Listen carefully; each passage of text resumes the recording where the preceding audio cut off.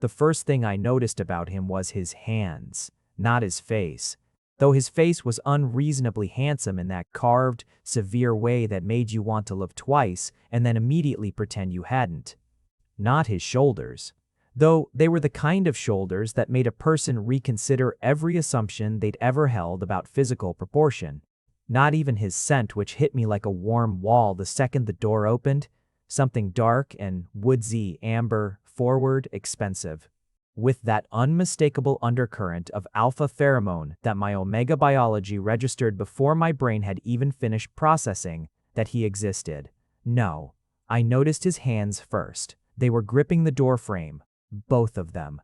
Knuckles gone slightly pale from the pressure, fingers long and blunt-tipped, a faint scar running across the back of the right one. And something about that grip, the controlled tension of it, the white-knuckle restraint, told me more about Josh Guthrie in those first 3 seconds than anything else could have. This was a man who was used to holding on very tightly to things. "You're not Marcus," he said. It wasn't rude exactly, it was stated, flat, like a fact being checked against a ledger. Marcus called in sick. I adjusted the strap of my bag on my shoulder and met his gaze, which was the color of deep water, blue-gray and difficult to read. "I'm Michael Lara. I'm covering his afternoon appointments." Something moved across his face, a flicker of calculation maybe, or irritation. He was dressed in a white button-down with the sleeves rolled to the elbows, casual for what I'd been told was a very not casual man, and his dark hair was slightly disheveled, like he'd been running a hand through it before he came to the door. "Come in," he said, and stepped back. The house was the kind of house that knew what it was. Not ostentatious, no gold fixtures or unnecessary fountains, but deeply, quietly expensive in the way that only comes from generations of wealth rather than the sudden accumulation of it. High ceilings, good light. The smell of him saturated every room, and my hindbrain did something embarrassing and involuntary that I firmly told it to stop. I had a job to do. "The table's in the East Room," he said, leading me down a hallway lined with bookshelves. "Marcus knows the setup. I'll work with whatever's there. If you want to tell me about any specific areas of tension or injury, that would help." He paused at a doorway, glanced back at me. "My neck and shoulders, lower back sometimes. I work long hours." "What do you do?" "Finance. That explains the shoulders." Something shifted in his expression. Not quite a smile, but something adjacent to one. A softening around the edges of his eyes that came and went so quickly I almost thought I'd imagined it.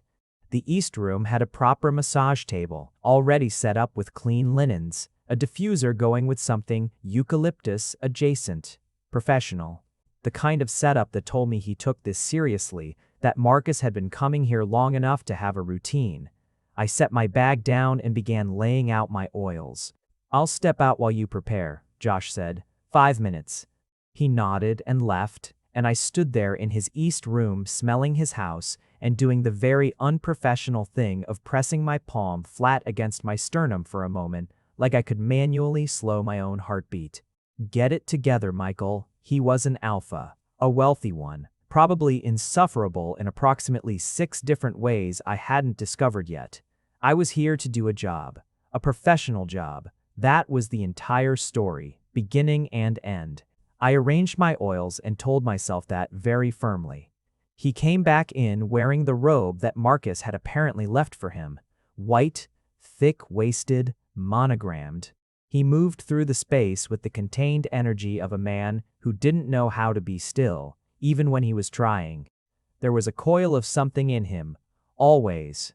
I could feel it even across the room. "Face down to start," I said. "I'll work from the upper back and neck first based on what you told me." He didn't argue. Just nodded, set the robe aside with his back to me, and settled onto the table. I kept my gaze professionally upward and busied myself warming oil between my palms. I work with a lot of clients. High-stress professionals, athletes, people who carry their lives in their bodies without realizing it. You learn a lot about a person from where they hold their tension. Some people grip it in their jaw, some in their hips, Some in those tiny muscles around the eye socket that only let go when they're unconscious. Josh Guthrie held his in his trapezius muscles like he was trying to hold the entire sky up with his neck alone. The moment my hands made contact, I felt it. The hard, unyielding knot of him. Built up over weeks or months or maybe years of accumulated pressure. My thumbs found the worst of it on the left side, just below the curve of skull to neck, and pressed in with careful, deliberate force. He made a sound. Low, involuntary, immediately suppressed. "That's where it is," I said, keeping my voice neutral. "Yeah." His voice was muffled by the face cradle. "Yeah, that's the spot." I worked slowly. Not because I was being precious about it, but because that kind of tension doesn't respond to speed. It responds to patience. You have to convince the muscle that it's safe to let go, which takes time and consistency and a kind of quiet insistence. He was silent for the first 10 minutes. Not the relaxed silence of someone drifting toward sleep, but the controlled silence of someone being very deliberate about not speaking. I could feel it in him, the effort of staying quiet, staying still. Like silence was something he had to work at.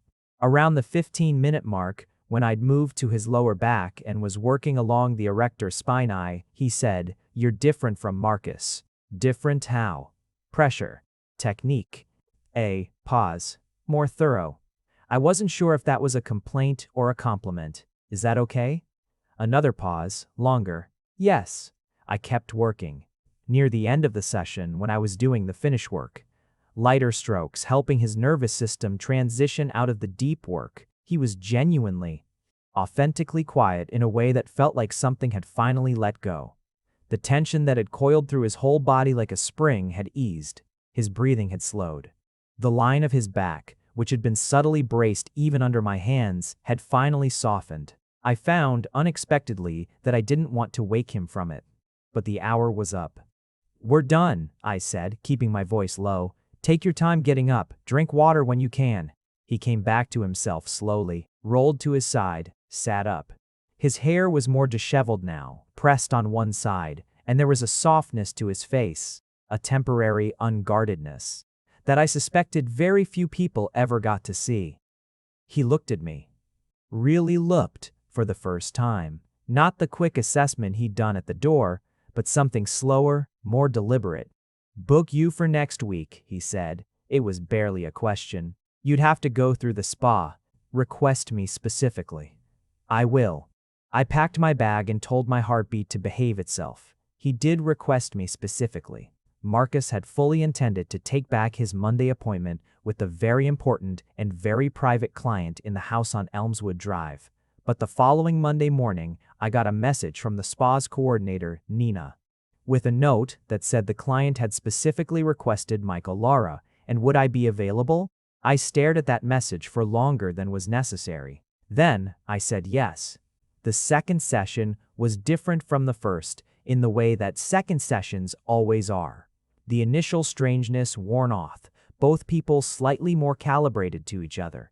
He was waiting when I arrived, opened the door before I knocked, which meant he'd heard me coming up the path. Alpha hearing. "Of course, Michael," he said. "Just my name, nothing else."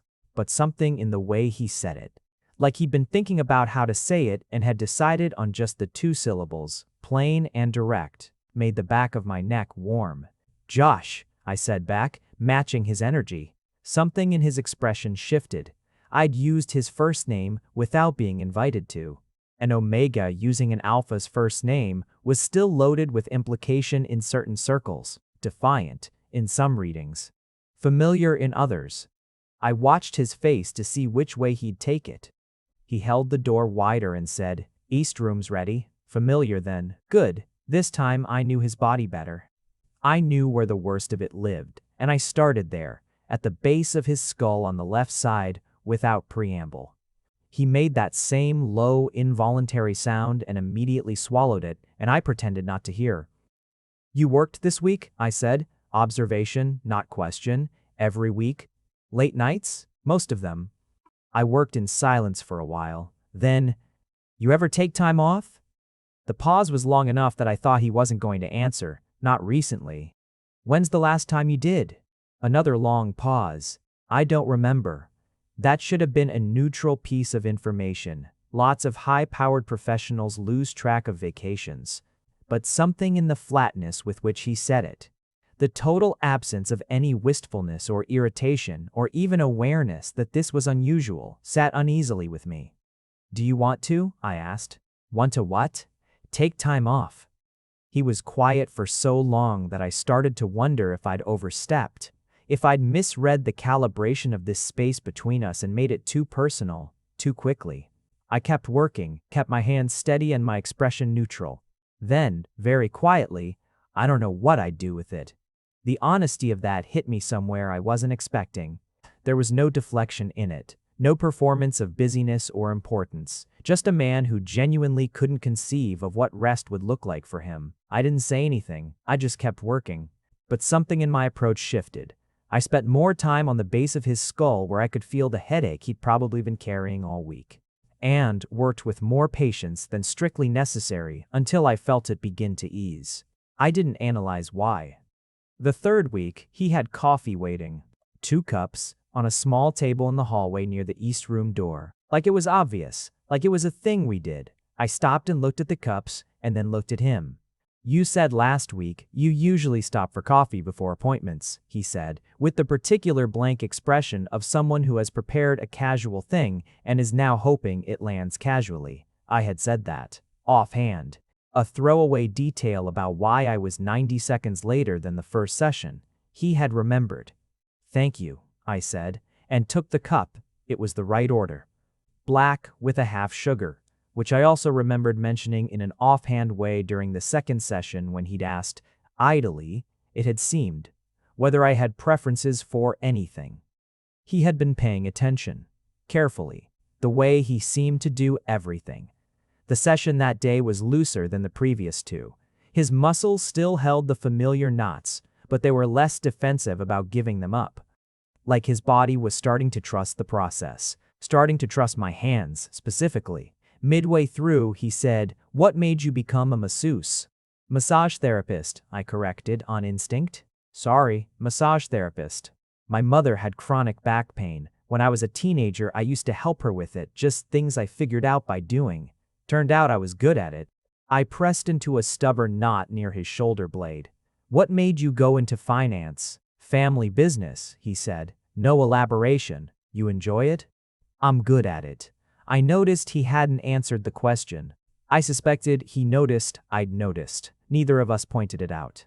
Those aren't the same thing, I said eventually. No, he agreed. They're not. Another long silence. And then, so quietly I almost missed it, I used to want to be an architect. I stilled my hands for half a second, then continued. What happened? My father died. I was 23. A breath. Someone had to take over. There was no self-pity in it. That almost made it worse. Just the flat statement of a thing that had happened, a life that had pivoted on a moment he hadn't chosen. Do you ever draw anymore? I asked. Silence. Sometimes, he said. Late at night, when I can't sleep. I thought about him in some corner of that big, quiet house, bent over paper in the small hours, drawing buildings he'd never build. The image was so vivid and so unexpectedly tender that I had to work to keep my hands steady. You should sleep more, I said. Probably. Your neck will never fully recover if you're not sleeping. Is that your professional opinion? It is. Noted. But I thought, from the slight warmth in his voice, that he was almost smiling again. By the 6th week, I knew his body the way you know a language you speak every day. Fluently, instinctively, without having to translate. I knew the spots that never fully released no matter how long I worked them, and I knew the spots that opened up quickly if I found the right angle. I knew the way his breathing changed when I hit something particularly bad, and I knew the sound he made when something finally let go. That low, controlled exhale, carefully quiet. Like he was embarrassed to be heard, feeling relief. By the 6th week, I also knew that I was in trouble. It had crept up on me the way these things do, not in a rush, but in an accumulation of small details. The coffee waiting every week. The way he always opened the door before I knocked. The way our conversations had stretched from professional pleasantries into something that wandered through his childhood, my career choices, the book he'd been trying to read for 3 months and couldn't get past page 40 because he kept falling asleep at his desk before he could open it. The fact that I had a cat named Ptolemy who had destroyed 3 of my houseplants in the past month and showed zero remorse. He laughed at that one. Actually laughed, brief and genuine and startled, like it surprised him. Like laughter was something that happened to him occasionally rather than something he did with any regularity. That laugh did something catastrophic to my composure. I was in trouble because he was a client. I was in trouble because he was an alpha and I was an omega, and that particular combination came with a whole freight car of social expectation and biological complication that I had spent years carefully sidestepping. I was in trouble because he was guarded and private, and I suspected deeply lonely in a way he'd never in 100 years admit to. And those were exactly the kinds of people I had the worst possible history of wanting to save. And I was in trouble because somewhere in the quiet of 6 consecutive hours, with my hands on his back and his voice low and thoughtful in the air between us, I had started to feel something I had no professional business feeling. After the 6th session, when I was packing my bag to leave, he said, "Do you have somewhere to be?" I looked up. He was standing by the window, his robe back on, hair still disheveled in that particular post-session way. The afternoon light came through at a low angle and made everything golden and a little unreal. "Not immediately," I said carefully. "There's a place down the street. Good coffee," I thought. He stopped, looked at the window. "If you wanted to."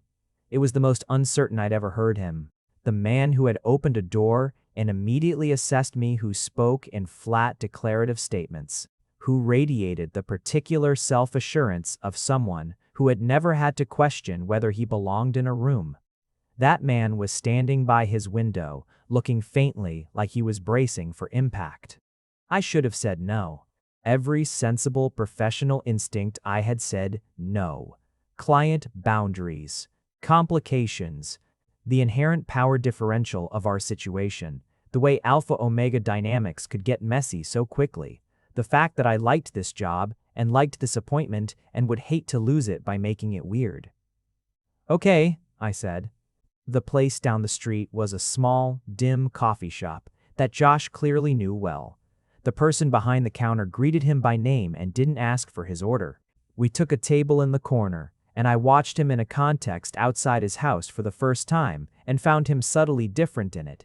He was more contained here, more aware of the space around him in a way he wasn't at home. His shoulders, which I'd spent 6 weeks loosening, had come back up to his ears a degree.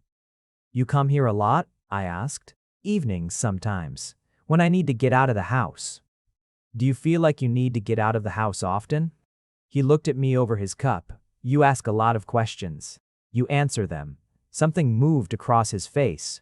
"I do," he said, like he'd only just noticed, like it was surprising to him too. We sat there for an hour, maybe more.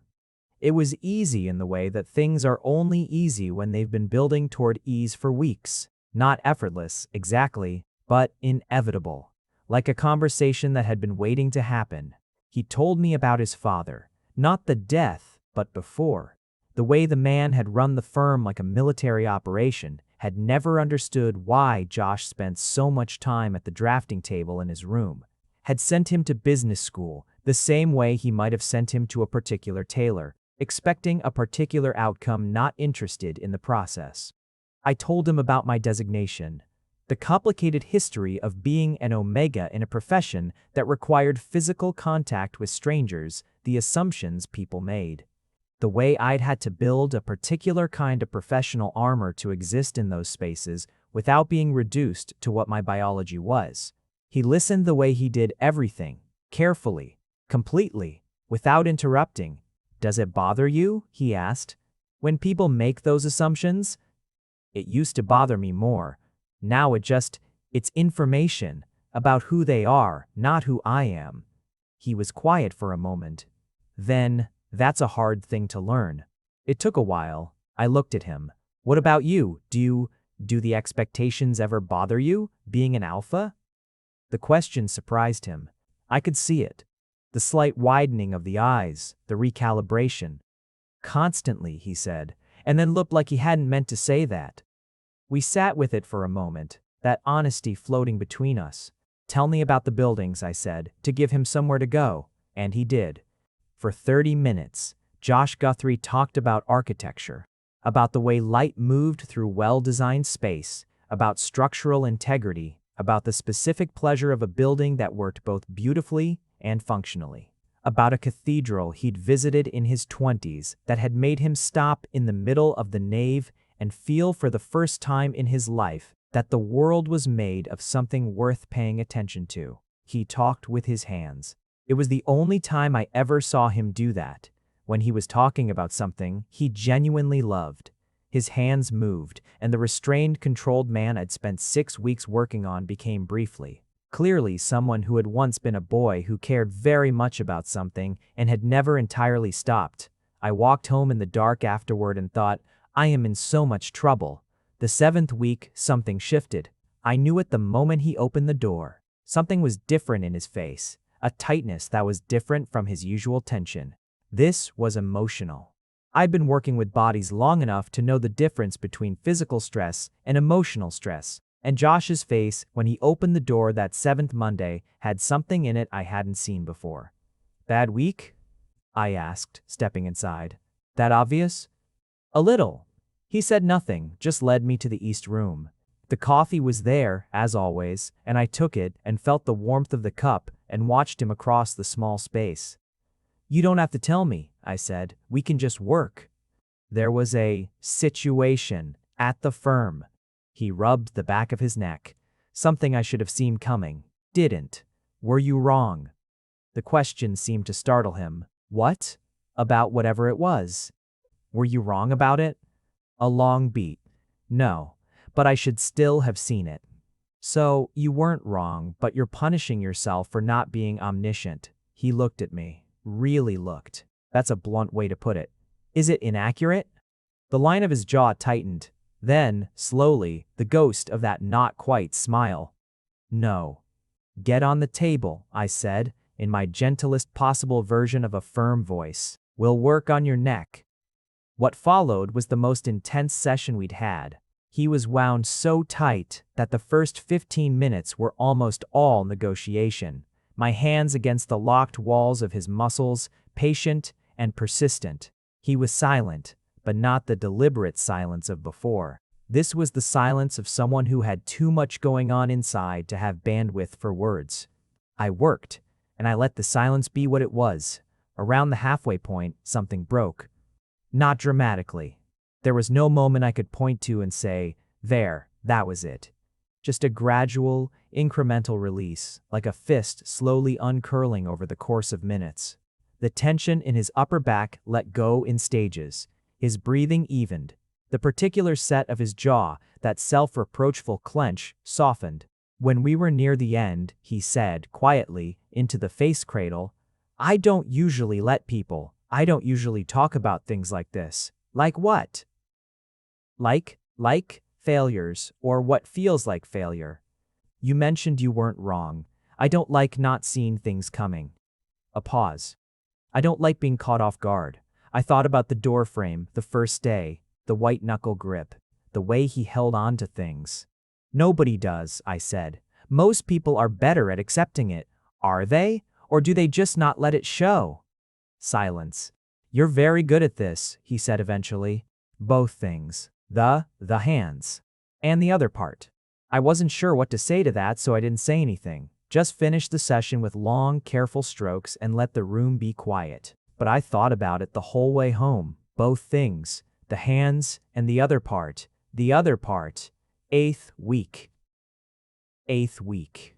He was waiting on his front step when I came up the path. Not inside, actually outside. Sitting on the stone step in the afternoon light with his sleeves rolled up and his ankles crossed and a book open in his lap. It was the first time I'd seen him outside his house. You started the book, I said. He looked up, and the expression on his face when he saw me was, it was something. Something warm and immediate that he didn't quite manage to arrange into neutrality before I saw it. Page 87, he said. What changed? I started going to bed earlier. A pause, like someone told me to. I sat down on the step beside him, which was not at all the normal protocol, and looked at the book. It was a novel. Not what I'd expected, some dense finance text or biography of an industrialist. A proper novel, a literary one, the spine worn from genuine use. Is it good? It's very slow, he said. I like it. We sat there in the afternoon light for a few minutes before the appointment, which was also not normal protocol, and I thought, this is the problem. This is exactly the problem. Because sitting on his step in the September light, while he told me about a slow novel, felt as natural as breathing, and that was a very dangerous thing for a feeling to be. During the session, he asked me about my last relationship. The question came out of nowhere, mid-session, while I was working on the familiar knot at the base of his skull. Casual, like he'd been thinking about how to ask it and had decided that the best strategy was to just say it. "What made you ask that?" I said, keeping my hand steady. "You told me once that you don't date alphas. I was wondering what you dated instead." He'd been thinking about it. He'd been holding on to that offhand comment I'd made weeks ago and thinking about it. "Betas, mostly," I said. "One omega a few years ago. Did it work?" "The omega was lovely. We just wanted different things." I pressed into the knot. He inhaled sharply and held it. "The betas were fine. It was always fine, just fine. Fine is a terrible thing for a relationship to be." "It is," I agreed. "What about you?" The pause was longer than usual. "I've been with alphas. And one omega, a long time ago." Something in his voice on the word omega made my hands pause for half a second. "What happened?" I asked. I was 26. I didn't know how to. He stopped, started again. "I wasn't good at letting people in. The relationship ended because she said I wasn't actually present in it, that I was there physically but absent in every way that mattered." The honesty of that, the willingness to indict himself cleanly without softening it, was so unexpected that it landed somewhere directly in the center of my chest. "Do you think that was true?" I asked. "Yes," he said. Simply. "At the time, completely true." "And now?" A beat. 2. "I'm working on it," he said. I started sleeping badly. Not because anything was wrong exactly, because I would lie there in the dark and think about him. Not in the way I'd tell a therapist about, not the obvious kind of thinking about someone, but the complicated, layered kind. Thinking about the way he spoke, about the careful way he listened, about the drawing he'd mentioned, the late-night drawing he did when he couldn't sleep, in a big quiet house with no one else in it. I thought about the house. I thought about him alone in it. I thought about that omega he'd loved at 26, who had told him he wasn't present, and about the look on his face when he'd confirmed it. Not defensive, not wounded, just matter of fact. Like he'd had years to sit with the accuracy of it and come to terms. I thought about the way he'd said, "I'm working on it." Present tense. Working on it. Now. Currently. I thought about the coffee he made every week, in the exact right order, because he'd been paying attention. I thought about page 87. The thing I'd been refusing to name for weeks, with the professional part of my brain, with the sensible part, with the part that had a list of very good reasons, was getting harder and harder to not name. After the 9th session, he walked me to the door, and then stood in the doorway while I went down the path, which he never did. Usually he said goodbye inside, at the east room. And I got halfway to the gate and turned around because I could feel his eyes on my back, and he was still there, standing in his doorway, holding the doorframe again, both hands. Just like the first day. But he was looking at me differently than the first day. "Same time next week?" I said. "Yes," he said, "always." And I turned back and kept walking and breathed very carefully until I was around the corner. The 10th session started like the others and then detoured into something I hadn't planned for. He'd had music on when I arrived. Low, instrumental. Something that filled the corners of the house without demanding attention. New. He usually had the diffuser going but no music. When I commented on it, he said, "I've been trying things. You said rest doesn't have to mean doing nothing. This helps." I had said that. In the 7th or 8th week, When he'd mentioned not knowing what to do with downtime, I'd said that rest could be active, music, drawing, anything that let the mind do something different rather than simply stopping. He'd tried it. The session was good. His body was easier than it had been in weeks. Not tension-free, not that, but easier. Like something in the ratio of his stress to recovery had started to shift. Like the weekly hour was accumulating into something, changing the baseline. In the last few minutes while I was finishing, he said, "I've been thinking about something. Tell me. Whether this," he stopped, reorganized, "whether it would be appropriate." I stilled my hands. Appropriate? To ask you if you'd want to come to dinner, somewhere. Not coffee on the way out, but actually dinner. The room was very quiet. I was the one who'd said no dating alphas.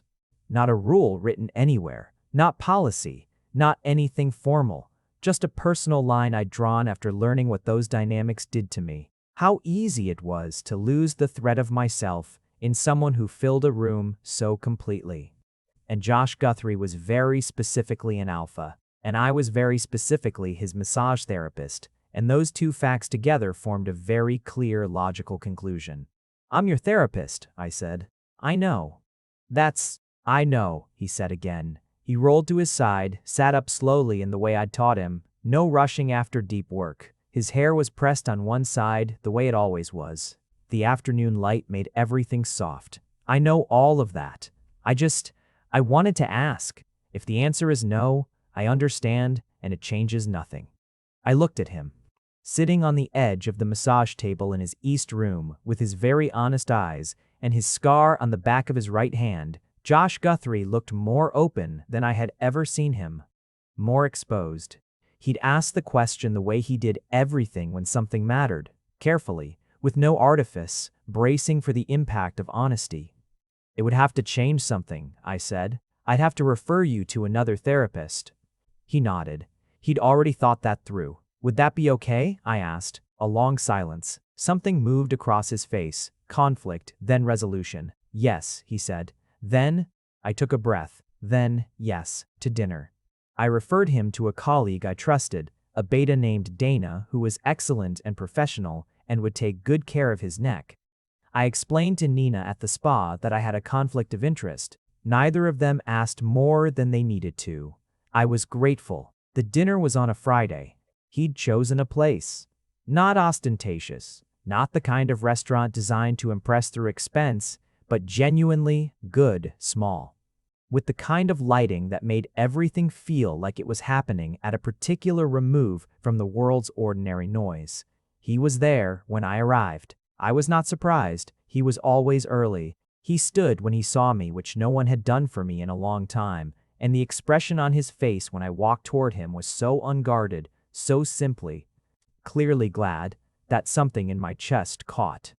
"Hi," I said. "Hi," he said. We sat down, and the waiter came, and we ordered drinks, and then we were across a table from each other, in a restaurant, in the ordinary way of two people who were trying something new. And it was strange, not bad, strange. Strange in the way of things that are simultaneously familiar and completely new, like I knew him, which I did, and was also meeting him for the first time, which I also was. "This is different," I said. "From what?" "From the East Room." He glanced down at the table. "Is that okay?" "It's good," I said. "It's just different." We fell into conversation the way we always did. Not effortlessly, exactly, because effort was required, but fluidly. We talked about the book. He'd finished it. I'd borrowed it from the library after he'd described it and was on page 140. We talked about Ptolemy the cat, who had now destroyed a fourth houseplant and who Josh suggested I might consider simply accepting as a force of nature rather than a problem to be managed. We talked about the building he'd been sketching recently. A library, he said, with a reading room that got the afternoon light. "Like your East Room," I said. He looked at me. I didn't think of that. But something in his face suggested he was thinking of it now, and that the connection meant something to him. Over the main course, he said, "I want to be honest with you about something." I set my fork down. "Okay." "I requested you because you were different from Marcus. Not because Marcus wasn't good, he is. But after that first session He stopped, looked at the table, looked back up. I told myself it was professional. that I was being practical about a better therapist. But I knew it wasn't just that. When did you know? The coffee order, he said. When I was in the kitchen getting the second cup ready, and I realized I'd been thinking about whether you'd prefer it the way you'd mentioned, and that I was invested in the answer. That was when I knew. The third week. He'd known by the third week and had continued doing this very careful, very patient thing. Building something slowly, making space, not pushing, for 7 more weeks. I thought about that. About the particular discipline of it. I knew around the 6th, I said. He looked at me. What gave it away? You laughed. About Ptolemy. And I completely lost the thread of the conversation for about 4 seconds. The ghost of that laugh again, now. I didn't know it was a weapon. It's a very good one.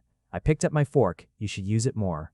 For a moment, the smile was full. Not a ghost of one, not a softening at the edges, but a complete, unguarded smile that changed his whole face. Made him look younger and lighter and like someone who hadn't spent the last decade holding the sky up with his neck. I looked at that smile and thought, there you are. There's the person inside the controlled one. More wine? The waiter asked, appearing at just the right moment. Please, we said at the same time. He walked me home.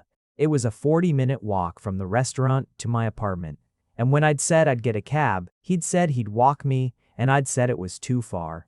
And he'd looked at me in a way that stopped the argument cleanly, and we'd walked. It was a good 40 minutes. The city at night was doing the thing it sometimes does. Holding its noise at one remove, the streetlights warm, the occasional other person passing by in their own world. We talked without the urgency of the restaurant, more easily, with longer silences that didn't need filling. At my building, he stopped on the pavement and looked up at it. Which floor? He asked. 3rd. The one with the dead plant on the windowsill. He looked. There was, visible even in the dark, a formerly ambitious fern that Ptolemy had systematically destroyed. That one, I believe completely, he said. We stood there for a moment. The particular quality of the silence between us had changed. Not the East Room silence, not the restaurant silence, but a new kind, full of something that was present and unresolved and not uncomfortable. I'd like to do this again, he said. Dinner? All of it. Dinner. The walk. He stopped, looked at me. Something in his face was very careful. I'd like to see you again. I'd like that too. He nodded slowly. Like I'd said something that required a moment of processing, like he'd asked expecting one outcome and was adjusting to another. Saturday? He said. Saturday works. He looked at me for another second. Then, good night, Michael. Good night. He turned and walked back the way we'd come, and I went inside and stood in my own hallway for a moment in the dark, and Ptolemy wound around my ankles, and I thought, okay. Saturday was an art gallery. His suggestion, he'd heard there was an architectural photography exhibit and he'd mentioned it offhandedly and then looked at me to see if that was too specific, too much of a window into something he usually kept closed. And I'd said it sounded exactly right. It was exactly right. We moved through the exhibit at his pace, which was slow and deliberate. He would stop in front of a photograph and go quiet, and I would stand beside him and wait. And occasionally he would say something about the light in the shot, about a structural element he recognized, about a building he'd studied. He talked about it differently than he talked about most things, less controlled, more alive. At one photograph, a massive concrete library, all angles and deliberate shadows, he stood for a full 3 minutes without speaking. I waited, watched his face. He had an expression I hadn't seen before. Something between longing and acceptance, both present in the same look. You still want it, I said. Not a question. He glanced at me, then back at the photograph. Sometimes, he said, less than I used to. More than I like to admit. You could still do it. Not professionally, maybe. But you draw. Late-night sketches are a long way from buildings. Every building started as a late-night sketch. He looked at me. That's optimistic, he said. I'm an optimistic person. Something moved through his expression, warmth mainly, layered over something more complicated. He turned back to the photograph. "The reading room in my sketch," he said. "The one I told you about. With the afternoon light. I've been working on it." He stopped, looked at his own hands, which were in his jacket pockets, pulled them out. "I don't know why I'm telling you this." "Because it matters to you." "Yes," quietly. "Because it matters to me." We left the gallery in the late afternoon and got food at a place nearby, not planned, just followed the logic of being hungry and not wanting to stop talking. We stayed until the dinner crowd came in and the volume rose, and we got the bill and stepped out into the evening. "Come see something," he said. "Right now? It's only 20 minutes by car." I followed him to a parked car. A low, dark, unremarkable car that somehow suited him perfectly. And we drove to a part of the city I didn't know well, all older buildings, quiet streets. He parked, and we walked half a block, and he stopped in front of a library. Not a new one, an old one. Stone, 3 stories, big windows, built probably a century ago. Worn, but cared for. Beautiful. "It's closed," I said. "I know, you don't have to go in." He was looking at it the way he'd looked at the photograph in the gallery. "I used to walk here, in my 20s, whenever I wanted to think without everything that came with thinking at home." I looked at the building, then at him. "This is what you're drawing," I said. He was quiet. "Not a copy of it," he said eventually. "But informed by it. The reading room, the windows." He tilted his head slightly, looking at the highest windows where the last of the evening light came through. "I wanted you to see it." I had never, in all the conversations in the East Room and over coffee and at the restaurant, had such a clear view of what he was showing me. He'd brought me to the thing he went to when he needed to think. The private thing, the kept thing. "It's beautiful," I said. He looked at me sideways. "The building." "The building," I agreed. "And then, you too." The silence that followed was a different kind of silence. He was very still. The controlled man who held everything carefully, very still. Then he turned fully toward me, and something in his expression had come unwound. All the careful architecture of his face, the practiced neutrality, the managed composure, had eased. "Michael," he said. "Yes." "Can I?" "Yes," I said. He kissed me the way he did everything that mattered, slowly, deliberately. His hand came up to my jaw first, and he waited a half-second even then, making sure, and then his mouth met mine, and the whole busy city went quiet around us. It was not a tentative kiss. It was not the cautious opener of someone who wasn't sure. It was the kiss of a man who had been thinking about this for a while, and who, now that the moment had arrived, was not going to be anything less than fully present in it. When we broke apart, he was looking at me with an expression I'd never seen on his face before. Something open and slightly stunned, like he'd surprised himself. "I've been thinking about that for weeks," he said. "I know." "You knew?" "I have hands on your back for an hour every week. I got very good at reading you." He made a sound that was somewhere between a laugh and something more complicated. His thumb was still against my jaw, very lightly. "That's not fair," he said. "No," I agreed. "But it's true." Not complicated in the way that bad things are complicated, not painful or confused or fraught. Complicated in the rich, layered way of two people learning each other in a new context.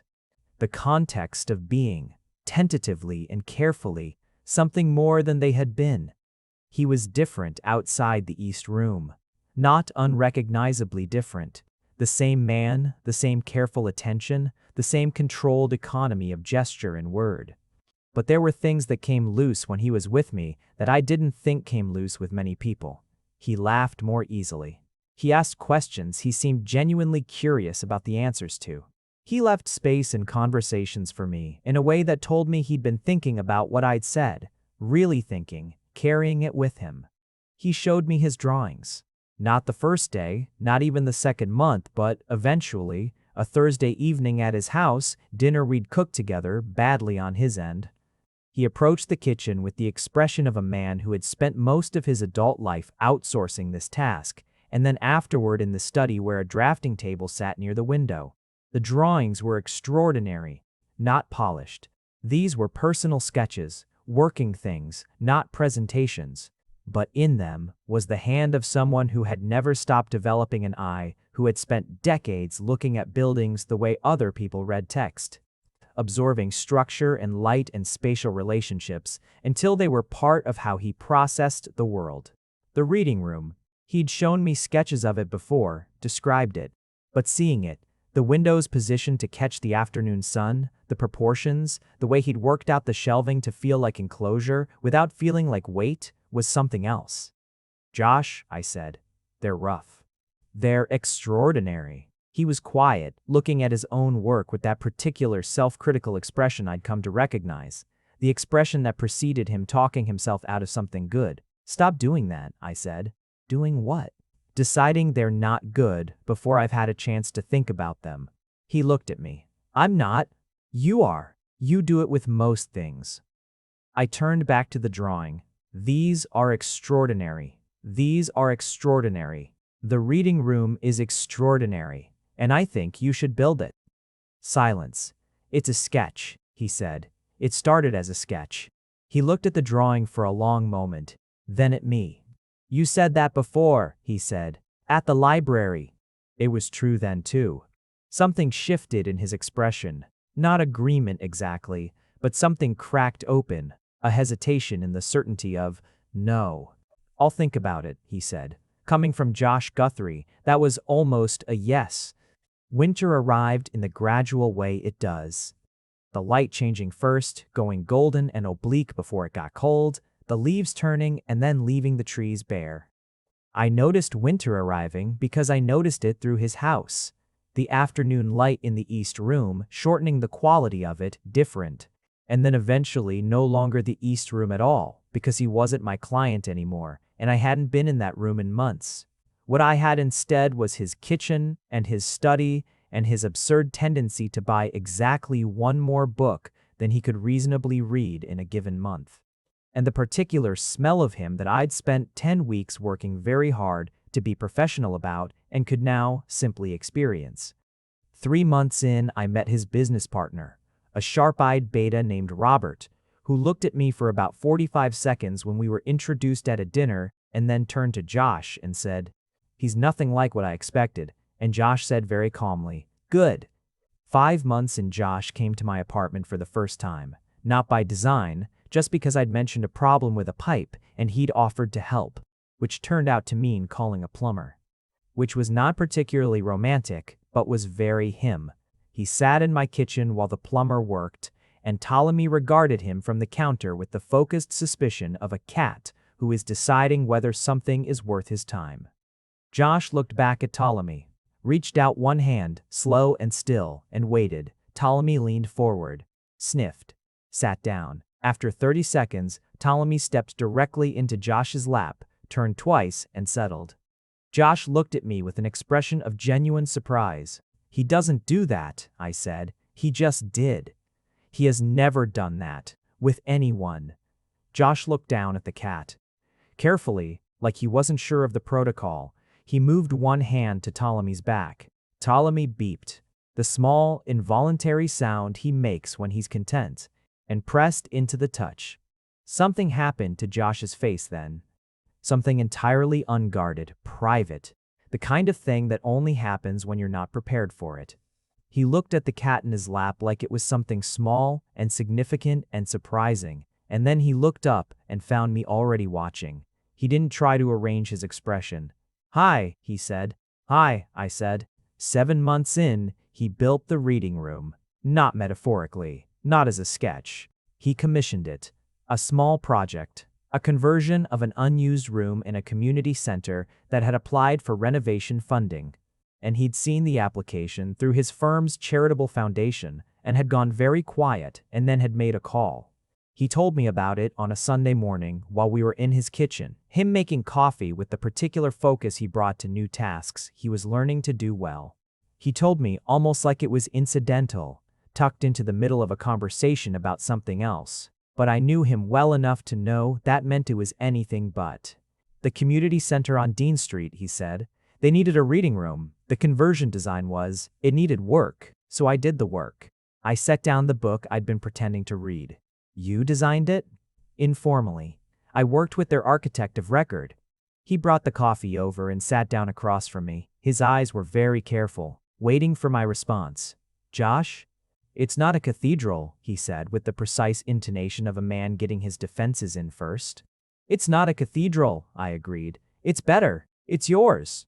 The careful look. The held breath. The windows are positioned to catch the afternoon light, he said. Like in the sketch. I thought about the sketch. About the afternoon light in the East Room, which had apparently been working its way into his subconscious for a long time. About a 23-year-old who had taken over a firm and quietly put away a drafting table that he'd pulled back out in the small hours for 30 years because it never really stopped mattering. When does it open? I asked. Spring. I want to see it. He looked at me for a moment. Something moved through him. Not dramatic, not loud, but deep, like water changing direction underground. I want you to see it, he said. I remembered the first day sometimes, the hands gripping the doorframe, the flat assessment. You're not Marcus. I thought about the work it had taken for both of us to get here. The weeks of careful professional distance. The accumulation of detail. The slow construction of something that had been built quietly enough that neither of us had seen the full shape of it until it was already standing. He'd said once, in the East Room, in the early weeks when I'd asked him about architecture, that the best buildings were the ones that felt inevitable, like they'd always been there, like the space had been waiting for them. I hadn't thought about that comment in months. But lying in his bed on a January morning with winter light coming through the curtains, and Ptolemy occupying approximately 40% of the available space, with the confidence of a cat who had decided this was now also his territory, I thought about it. Inevitable. Not easy. Nothing about Josh Guthrie was easy, in the sense of requiring no effort.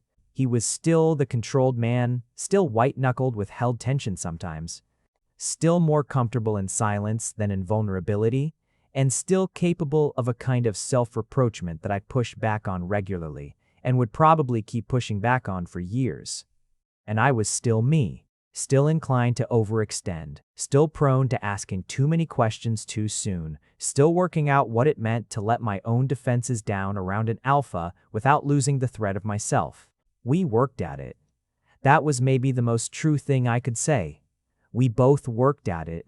Not because it was difficult to want each other, but because anything worth having required showing up and trying, and sometimes getting it wrong and trying again. He showed up. Consistently. With the same focused, whole attention presence he brought to everything that mattered to him. When I had a hard week, he came over and made coffee badly and listened completely. When he had a bad week, he still opened the door when I knocked, which was its own kind of trust. We had learned to fight cleanly, to say the thing rather than the adjacent thing, to hear each other rather than preparing the response. He'd gotten very good at laughing. It had taken practice, but he was good at it now. And the reading room. I thought about the reading room a lot, about what it represented, which was a man deciding that the part of himself he'd packed away deserved space again, not the whole career, not the grand alternative life, but space. Permission. The afternoon light finally let in. He stirred beside me. The particular sound of him coming back from sleep, a small exhale, a shift in weight. Ptolemy relocated with feline dignity to the foot of the bed. Morning, Josh said. His voice was rougher in the morning, lower, and I had decided some time ago that this was the version of his voice I was most fond of. Morning. He rolled toward me. His eyes were still soft with sleep. The unguarded version of him, the version that only happened in the first minutes before the controlled man put himself back together. I had grown very attached to those minutes. You're thinking loudly, he said. How can you tell? You have an expression. What expression? He looked at me for a moment, studying, which was the thing he did when he was really seeing something. Then, like you're figuring something out and you already know the answer. I thought about that. About the East Room and the doorframe and the coffee waiting and the library in the dark and the reading room with its windows angled to catch the afternoon light. I was thinking about inevitable things, I said. He was quiet for a moment. Then, slowly, the full smile, not the ghost of one, The real one, the one that changed his whole face. Tell me, he said. So I did. The reading room opened in April on a clear morning when the light was exactly what he'd designed it to be. Warm and angled, falling across rows of new shelving and the worn wooden tables he'd sourced from a salvage company, making everything amber and still. There was a small opening, nothing elaborate, just the community center staff and some local families and 2 city council members who had approved the funding. Josh stood in the corner looking at the room with his hands in his pockets and an expression on his face I'd never quite seen before. I stood beside him. "Well," he said, not looking at me, looking at the light on the shelving. "It's exactly right," I said. He exhaled. "The windows are 2 degrees further west than I originally drew them," he said. I adjusted after I saw the space. "Did it work?" "Look at the light." I looked at the light. It fell, warm and specific, across the reading tables at precisely the angle that would make an afternoon in this room feel like being held by something larger than yourself. The quality of it was extraordinary. Not designed feeling, not deliberate feeling, but inevitable feeling, like the room had always been waiting to catch this particular light, like it had always been here. "Yes," I said, "it worked." He turned and looked at me, and in his face was something I'd been watching build for almost a year now. Something that had started as a white-knuckled grip on a doorframe and had become slowly through patience and practice and showing up. Something that looked like ease, not perfect ease, not the absence of effort, but the particular peace of a man who had decided to stop holding on quite so hard to all the things he'd been holding and had found that the things worth keeping hadn't gone anywhere. He was still an alpha.